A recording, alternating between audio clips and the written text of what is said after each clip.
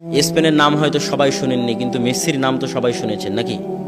যুবক সমাজ শুনুনি, মেসি একটা প্লেয়ার আছে, একটা ক্লাবে খেলে, সেই ক্লাবের নাম হচ্ছে বার্সেলোনা, এবং আরও ক্লাব আছে রিয়াল মাদ্রিদ। এই ক্লাবগুলো যেই দেশে অবস্থিত সেই দেশের নাম হচ্ছে স্পেন। এবার বুঝতে পারলেন স্পেন কোন দেশ?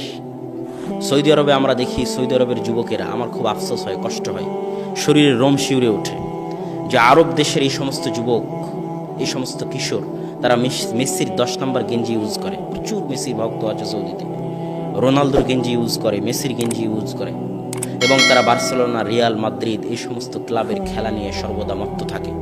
যেমন আমাদের যুব সমাজ বিপিএল এর খেলা নিয়ে মত্ত থাকে, বিপিএল এর জুয়ায় মত্ত থাকে।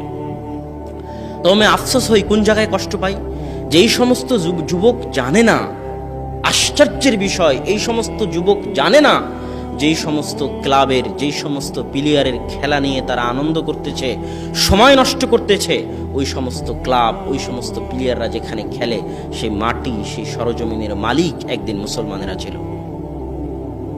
শুধু তাই নয়, অনেক বড় বড় ইমাম এই জমিন থেকে এসেছে। তাফসিরে কুরতুবির নাম শুনেছেন? তাফসিরে কুরতুবির লেখক ইমাম কুরতুবি স্পেনের ইমাম। কুরতুবাকে ইংরেজিতে বলা হয় কর্ডোভা। ইংরেজিতে যেটা কর্ডোভা, সেটি আরবিতে কুরতুবা।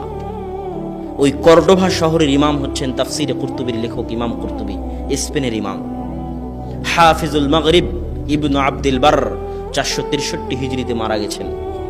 তাকে বলা হতো মাগরিব বা স্পেনের হাফেজ। বিখ্যাত ইমাম।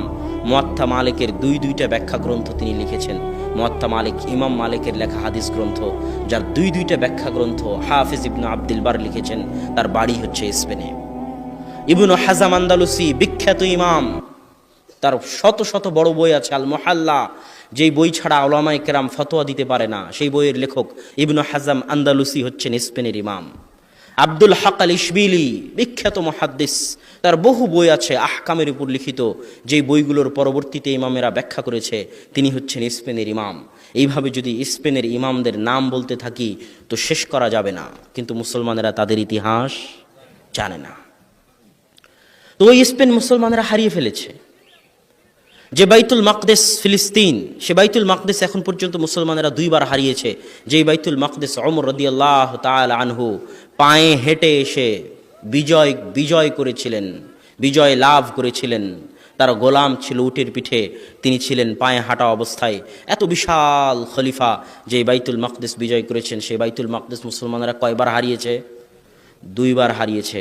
একবার সালাহুদ্দিন আইয়ুবির মাধ্যমে আল্লাহ উদ্ধার করিয়ে দিয়েছেন, আর একবার এখনো মাকবুজ, এখনো ইহুদি জায়নবাদী জায়নিস্টদের হাতে আছে।